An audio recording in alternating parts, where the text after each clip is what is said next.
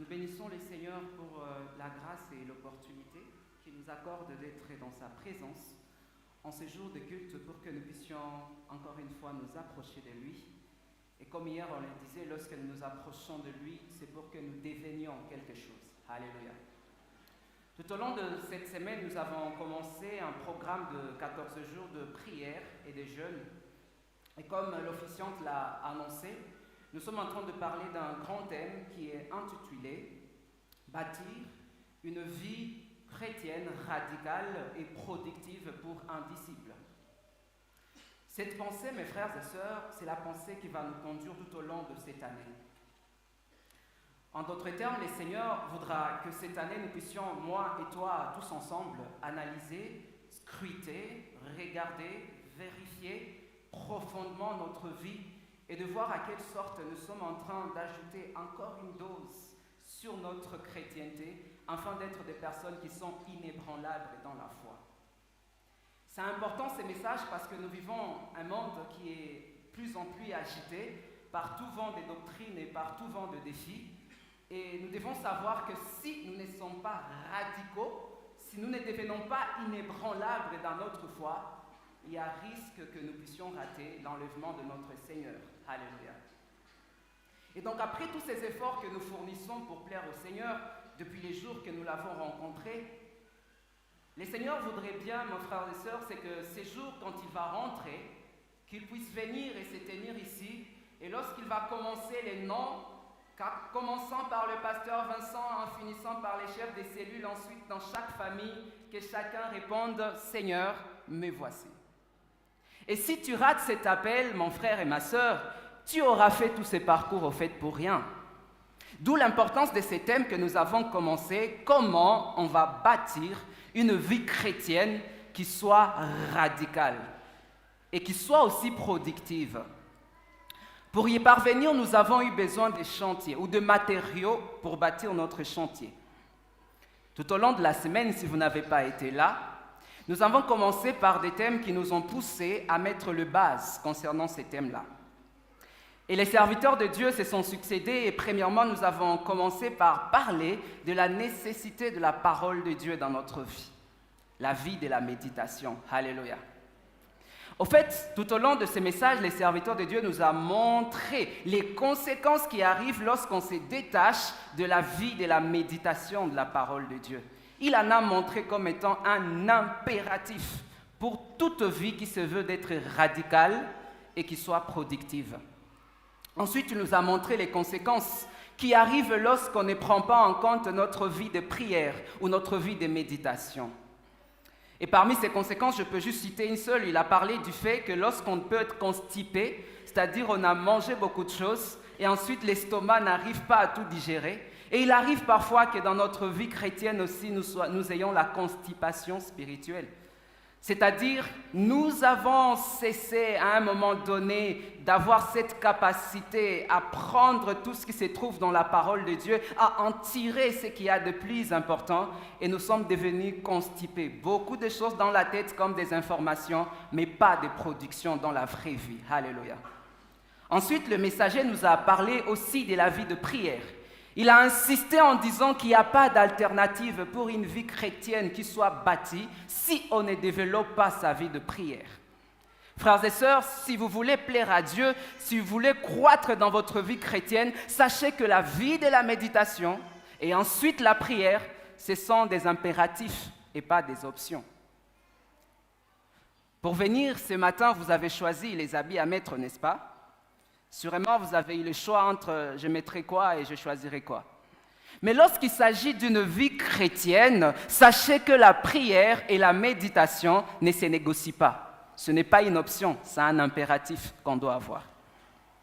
Et ensuite, il a fini par nous parler de la foi, en tant qu'une base que nous devons aussi avoir pour maintenant mettre un peu de choses qui vont, comme de l'huile qu'on va mettre dans notre vie de prière et ensuite dans notre vie de méditation. Ensuite, le 4e jour, nous avons commencé un thème qui tournait autour de la sainteté. Et nous avons dit la vie de la sainteté comme étant un impératif dans une vie qui se veut être radicale pour un disciple. Pourquoi on doit parler de la sainteté? Nous en avons parlé parce que, premièrement, par définition, la sainteté, c'est un appel qui vient de Dieu lui-même. Ce n'est pas quelque chose que le pasteur nous recommande, ou ce n'est pas quelque chose qu'on nous donne. C'est Dieu lui-même qui veut que ceux-là qu'il adore soient saints, car la sainteté, c'est sa nature. Alléluia. Parmi les caractères que Dieu possède, il y a des choses qui sont commuables et des choses qu'on ne peut pas communier. C'est-à-dire, Dieu est omnipotent, il est omniscient, ce sont des caractères spécifiques à lui. Il peut être partout, il voit tout, à chaque moment, à chaque instant. Mais il y a aussi des caractères qui sont à lui, qu'il partage avec nous. Par exemple, Dieu est amour, et il veut que si tu es son disciple, que tu sois aussi dans cet amour, que tu partages cet amour autour de toi. C'est un caractère de Dieu, mais il est partageable avec l'homme qui le suit. Et nous avons dit que la sainteté, ce n'était pas un caractère que Dieu ne partage pas. C'est un caractère, une nature que Dieu veut partager à ceux-là qui les suivent. Et ensuite, il a fini par nous recommander en nous disant que cette sainteté, c'est sa volonté. Alléluia. Ce que Dieu veut, c'est notre sanctification. Il ne veut pas que nous menions une vie comme si nous dépendions de notre ancienne nature, mais il veut que nous puissions vivre une vie qui soit conforme à sa volonté. Le jour suivant, nous avons vu les conséquences qui arrivent lorsqu'on ne mène pas une vie de sanctification. Et on a vu aussi le résultat qui sont dans le cœur de quelqu'un qui vit une vie de sanctification. Et nous avons parlé du dégoût du péché. Lorsqu'on vit une vie de sanctification, au fait, on est tellement fragile et à telle sorte que lorsqu'on voit ce qu'on était avant, on peut avoir les dégoûts comme Paul en disant « ce que je considérais avant comme un gain, mais à cause de l'excellence de la connaissance de Christ, je le considère comme de la boue. » Parce qu'on s'est approché de Christ, on a pris forme en lui, ce qu'on regarde avant, il y a un dégoût. Si dans ta vie chrétienne aujourd'hui, tu prends encore plaisir à ce qui n'est pas de la volonté de Dieu, ce que tu n'as pas encore commencé le travail dans cette nature que Dieu t'attend. Et ensuite, hier, nous avons parlé d'un thème qui est intitulé du fait que nous devons demeurer dans Jésus afin que nous puissions produire du fruit.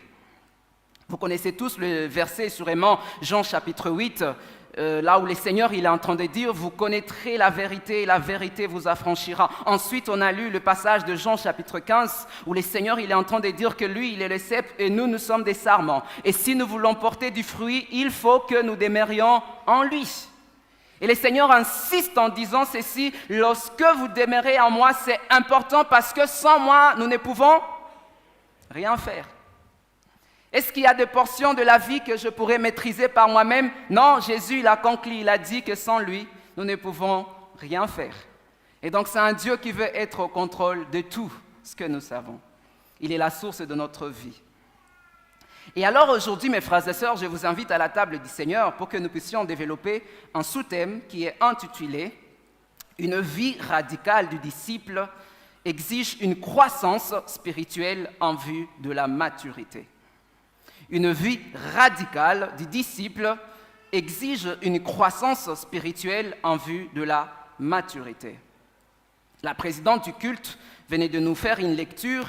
Je vais ajouter des autres textes et nous allons voir quelques points que je veux annoncer tout à l'heure. Je vous invite à ouvrir nos Bibles dans les livres de Galates, chapitre 4, le premier verset.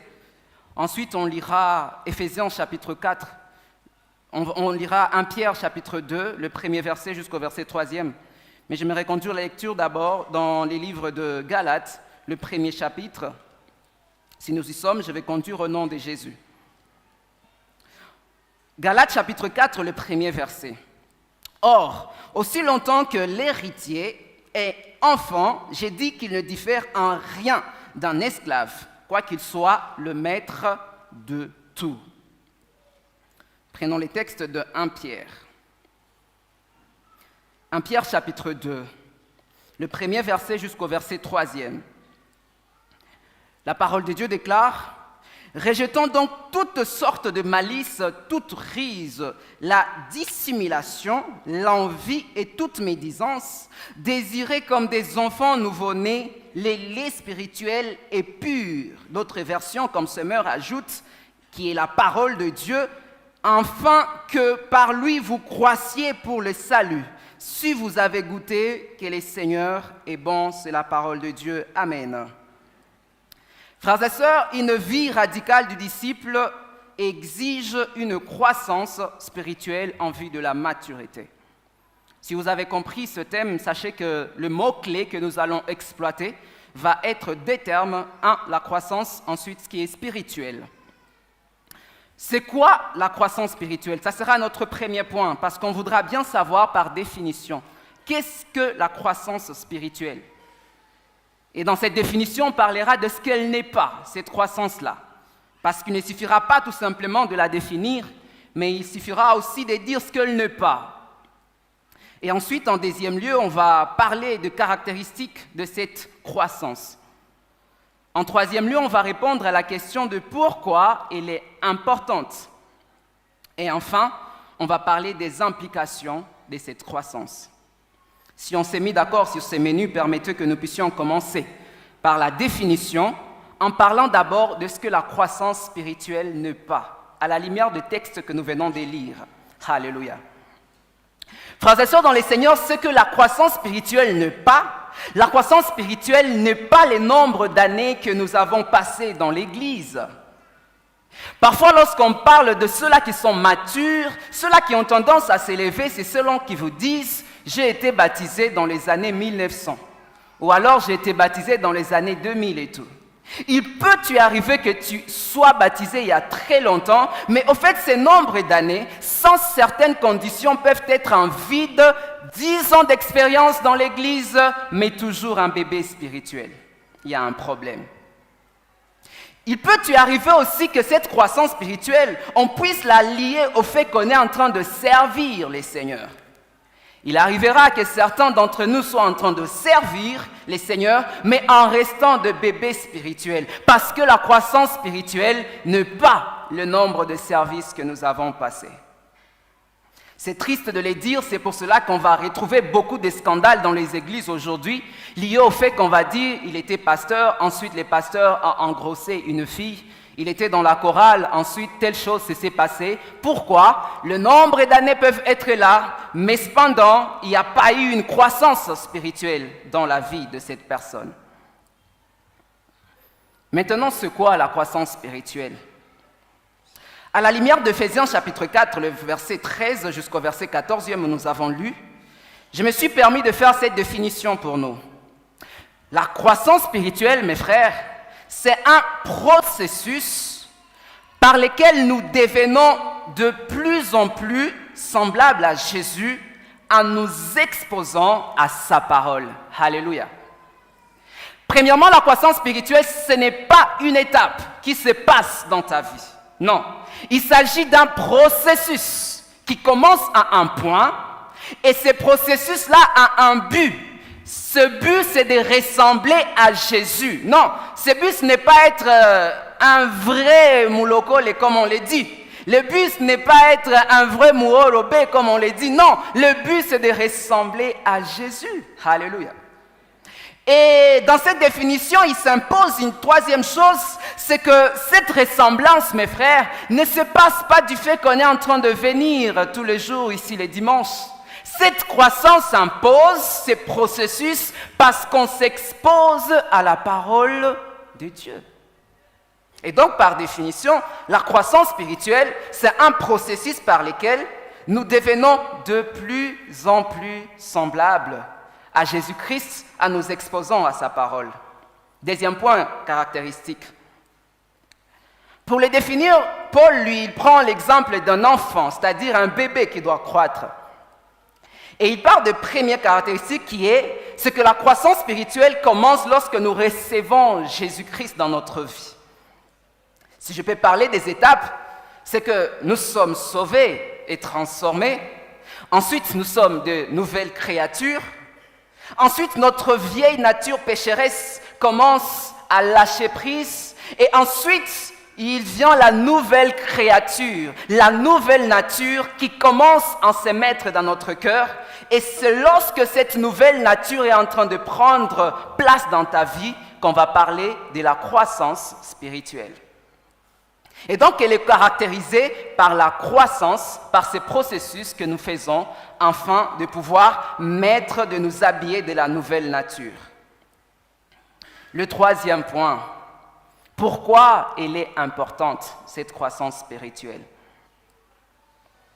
La première raison de pourquoi elle est importante, la croissance spirituelle, elle nous permet d'avoir une connaissance profonde et enracinée en Jésus-Christ. Alléluia. Au fait, quand nous sommes dans la croissance spirituelle, c'est pour que nous puissions avoir une connaissance qui est approfondie et qui est enracinée dans Jésus. De Pierre, chapitre 2, le verset 3, Pierre il est en train de parler d'un progrès que nous devons faire tous les jours. Paul, lui, il ressemble ça en disant, lorsqu'il parle de cette connaissance, il dit ceci: nous tous qui avons le visage découvert, nous nous mirons comme dans un miroir et nous sommes transformés de gloire en gloire. C'est-à-dire, le miroir, c'est la parole de Dieu et le visage, c'est ton être, ta vie. Tu as besoin de passer du temps dans la parole de Dieu afin de bien t'aimer. Alléluia. Qui d'entre vous pouvait être content s'il venait ici et qu'il a oublié quelque chose sur son visage? N'est-ce pas que ça va faire mal? Et tous les dimanches, on se rassure de bien être frais et fraîches. La même chose aussi pour la parole de Dieu. La fraîcheur de la vie spirituelle, mes frères et sœurs, se trouve dans l'observance de la parole de Dieu. Il faut s'aimer afin qu'il y ait du progrès. La deuxième réponse, pourquoi cette croissance spirituelle, elle est importante? Elle est importante parce qu'elle nous permet d'avoir une foi qui soit inébranlable et qui ne peut céder à tout vent. Alléluia. La croissance spirituelle elle nous permet d'avoir une foi qui est inébranlable et qui ne peut céder à tout vent. J'aime les textes que la présidente du culte a lus dans Éphésiens chapitre 4, le verset que nous avons lu, le verset 13 jusqu'au verset 14e. La Bible est en train de nous montrer comme quoi que lorsque le Christ habite dans votre cœur par la foi, il est enraciné et solidement fondé dans son amour. Et ensuite, le texte continue, afin que nous puissions découvrir combien grand, profond, large est cet amour-là, parce qu'on est enraciné dans elle. Alléluia. Je vais vous donner un exemple. Je ne sais pas pour vous, lorsque vous avez appris les véhicules, vous savez, lorsque vous voulez apprendre les véhicules, il y a des options. Soit vous partez à l'auto-école, ou soit vous appelez le frère de la famille, Mwanajoa Tembeza, pour dire « viens m'apprendre ». Et il y a ce mari qui voulait apprendre à sa femme à conduire. Ensuite, sa femme a dit « mais non, je ne peux pas aller à l'école là où tu me demandes. Je peux seulement appeler Kaka Fulani en famille, à Tanisaidia Kojifunza ». Et ensuite, ils sont partis au stade. On lui a enseigné comment démarrer, comment mettre la vitesse, enlever le frein à main et commencer à rouler et tout ce qui va avec. Mais un jour, elle a connu une panne maintenant. Et la panne en question, le véhicule commençait à chauffer.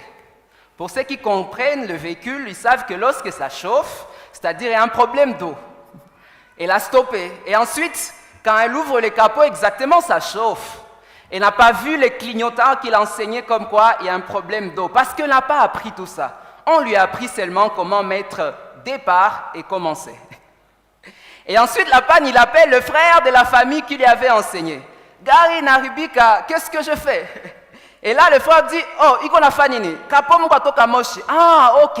Iko toka moshi, ufungule kale kabuchon kapale, et ensuite, utaya chavile. Itakwe me quoi réparer. Et elle aussi, comme elle est pressée comme ça, elle dit, ok, je viens de voir ça. Et elle ouvre le bouchon, et qu'est-ce qui se passe? L'eau chaude, le visage brûlé. À l'hôpital, maintenant, le mari arrive et comme ça, comment tu te retrouves ici? Mais non, chérie, j'avais dit comme quoi, j'avais appelé le frère, il m'a dit, ni fungu les radiateurs. Quand on appelle le frère, dit, mais moi-même, je dis ce qu'il faut. J'ai compris que, et alors, j'ai appelé, je lui ai dit, il faut ouvrir ça. Mais ce qu'on a oublié de dire, c'est que quand ça chauffe, il faut attendre que ça puisse refroidir avant d'ouvrir ça. Problème de quoi? De croissance. On a fait des raccourcis. Et quand vous faites des raccourcis, il y aura des conséquences dans votre vie. Il n'y a pas de raccourcis dans la croissance spirituelle. Si vous fouillez cette preuve de méditer la parole de Dieu, il y aura des pannes dans votre vie. Et ces pannes-là, ce n'est pas le réparateur de là à côté au quartier qui va réparer. Il va vous donner les mauvaises informations pour une vie qu'il n'a pas créée. Si Jésus a créé nos vies, pourquoi ne pas accepter d'aller à l'auto-école pour apprendre?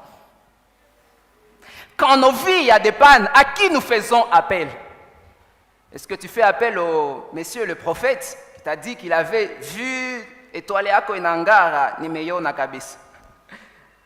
Ou est-ce que tu fais recours d'abord à la parole de Dieu? Qu'est-ce que Dieu a dit sur ma vie?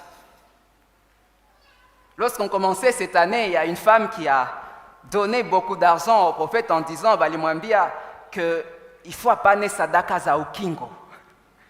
Et des gens sont partis dans tel endroit et dans tel autre de montagne et montagne. Ok, elle envoie $100, $200, $300. Le mari arrive, mais où est parti l'argent que je t'ai donné en début de l'année pour le fête des enfants? Elle répond, non chérie, tu crois, l'année commence, c'est stratégique. J'ai donné des offrandes à gauche pour qu'on aille prier pour nous, afin qu'on ait les sadaka ya ukingo pour l'année. Mon frère, si tu n'es pas enraciné dans la parole, tu vas avoir des conséquences dans ta vie. Au fait, cette femme est semblable à quelqu'un qui part pour appeler un service de gardiennage. Vous savez, les services qui nous aident à bien orienter nos véhicules là-bas, c'est, je crois, les services de Dieu exauce, c'est ça? Et ensuite, imaginez que tu es là, tu ne connais pas que le service en question appartient à ton père. Et tu pars à leur bureau pour leur dire, je viens prendre ici les services. Et on te dit, la facture c'est 500 le mois et tu payes. Et quand tu viens à la maison, tu viens avec une bonne nouvelle. Papa, j'ai trouvé les services de gardiennage. Et quand papa arrive, c'est quel service de gardiennage que tu amènes? Dieu exauce. Oh mon fils, mais Dieu exauce m'appartient. Problème de croissance. C'est la même chose qui se passe dans notre vie. Frères et sœurs, si nous ne croissons pas, on va même oublier les promesses de Dieu sur notre vie. Résultat, on va aller donner beaucoup d'argent pour dire « Je suis en train de prier pour le Ukingo » pendant que tu oublies que ton père a déjà dit et il a déjà écrit qu'il ne permettra pas que ton pied ne heurte si tu tombes. Il a écrit que si tu passes dans la vallée de l'ombre de la mort, il sera avec toi. Il a dit que si tu passes dans le feu, il ne fera pas quoi? Ouais, il faut se répéter ces choses et les connaître profondément dans le cœur. Parce que si tu ne connais pas ces choses, tu vas céder au vent de toute doctrine. Au fait, le fait que tu n'es pas stable dans la foi, parfois, ça veut juste représenter ta paresse à organiser ta vie de prière. Toi, tu veux toujours que celui qui a fait 40 jours vienne te dire « Niliona kwa juu ya maisha yako ». Mais est-ce que tu sais que Dieu peut te montrer par rapport à ta vie? Si seulement tu étais un peu sérieux pour organiser ton temps de prière, Dieu peut te communiquer. Dieu peut te parler de la vision qu'il attend de ta vie. Il peut le faire. Mais déjà, tu n'ouvres pas la parole. Comment tu sauras ce que Dieu attend de toi?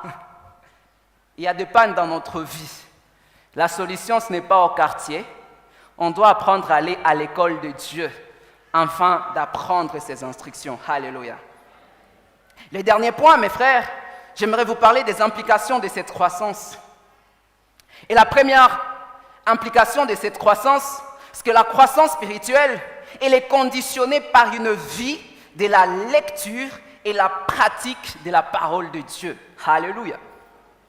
Au fait, la vie de la lecture, de la pratique et la pratique de la parole de Dieu, ce n'est pas une négociation qu'on vous fait. Mais ici, on est en train de parler de la vie de la lecture et la méditation. Déjà actuellement, comme les médias nous ont aidés à avoir des projections, les gens ils disent, même pour acheter une Bible, c'est un problème. Et l'avoir, ta Bible. Et venir avec les dimanches. Quelqu'un disait, si c'était bien notre dimanche, parce que comme ça, c'est pas intéressant. Mais tu as déjà honte qu'on t'identifie à la chrétienté, à la foi que tu as. Comment tu penses que tu vas croître? Mais ça devait être une fierté. Quand tu arrives parmi tes amis, tu as une Bible. Tu viens d'où? Je reviens du vendredi de jeûne de prière.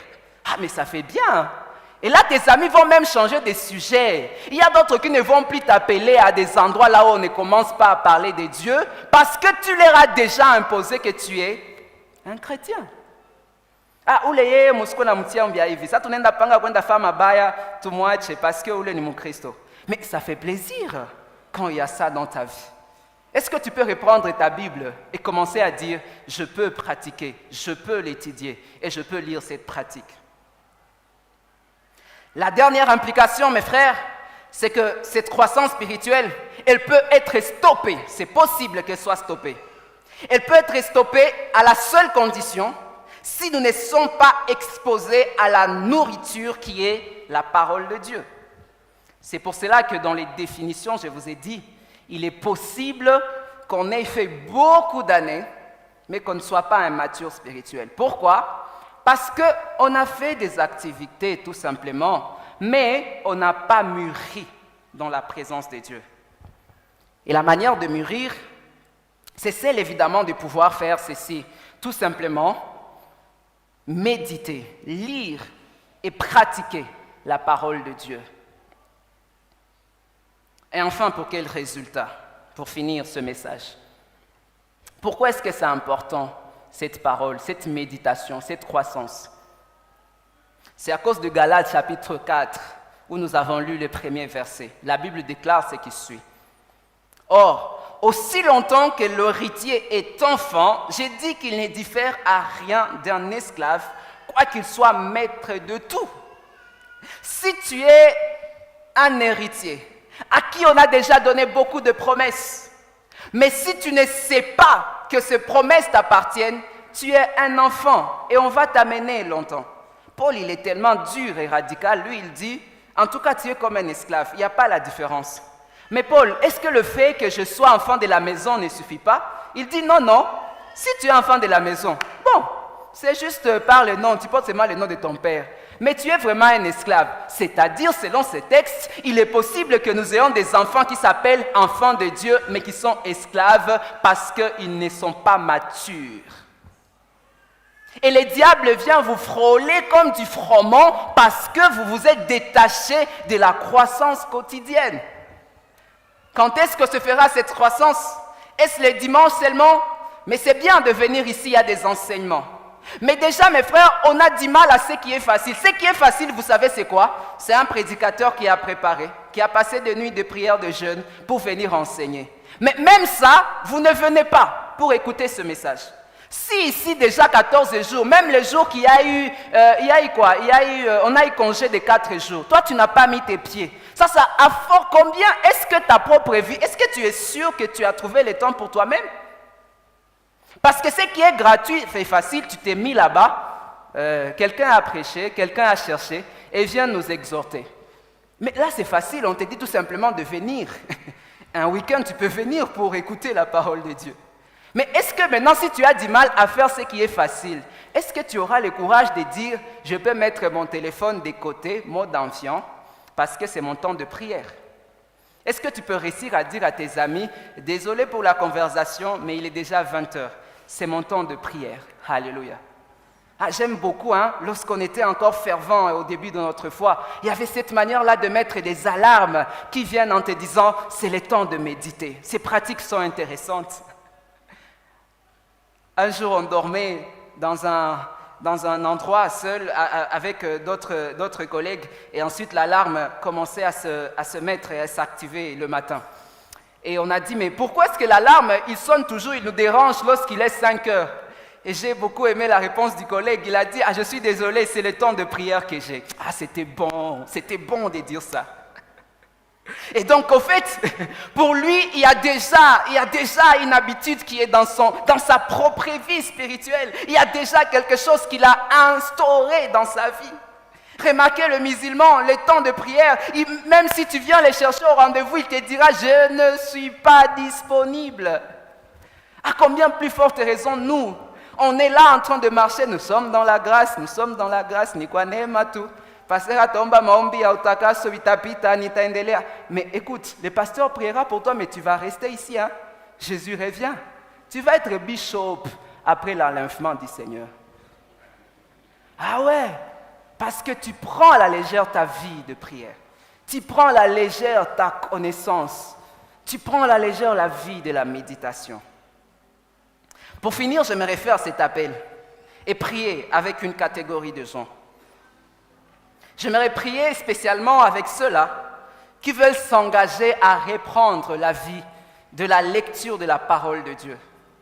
Je sais que cette année, tu as fait beaucoup des objectifs avec les Seigneurs et tu t'es dit, je voudrais faire ça, je voudrais faire cela, je voudrais encore faire ça, je voudrais faire celle-ci, je voudrais avoir beaucoup de millions en compte en banque, je voudrais avoir des promotions de travail, je voudrais faire ça. Tu as fait des objectifs professionnels, tu as fait des objectifs relationnels, mais est-ce que tu as pris aussi des objectifs spirituels dans ta vie? Et si tu fais partie des gens qui ont pris des objectifs spirituels pour cette année, j'aimerais t'inviter à te mettre debout pour que nous puissions prier ensemble, afin que ces objectifs auxquels tu t'es engagé puissent être, que le Seigneur puisse, au fait, te donner la force et la capacité d'y tenir. C'est une autre chose de commencer, c'en est une autre chose de finir.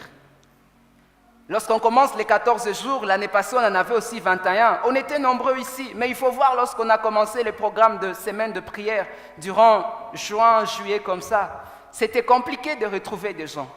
Nous avons commencé, mais après, nous nous sommes détachés de cette foi.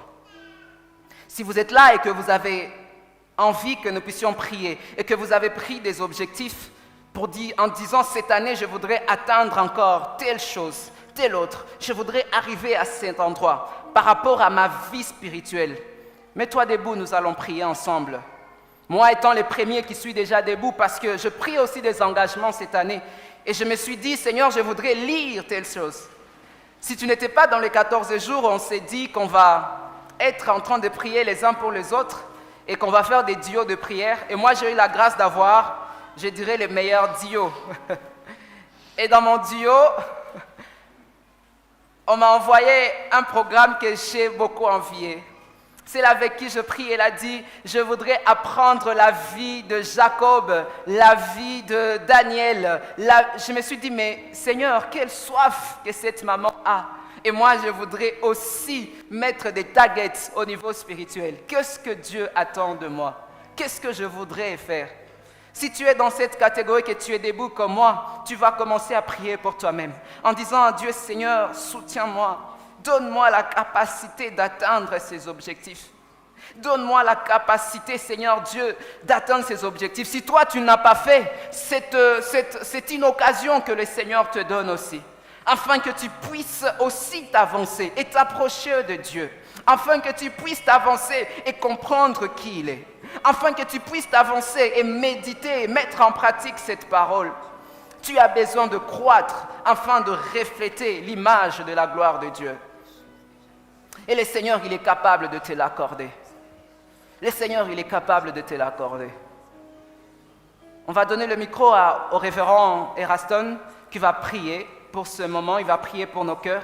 Il va prier pour que ce message, afin que nous tous qui nous sommes mis debout, nous puissions pratiquer cette parole, que nous puissions la vivre, afin que ça ne soit pas encore des objectifs qu'on aura ajoutés à d'autres, mais que ça soit une réalité pour qu'à la fin de cette année, on puisse se dire, certainement, je me suis engagé à faire cette chose et le Seigneur l'a accompli.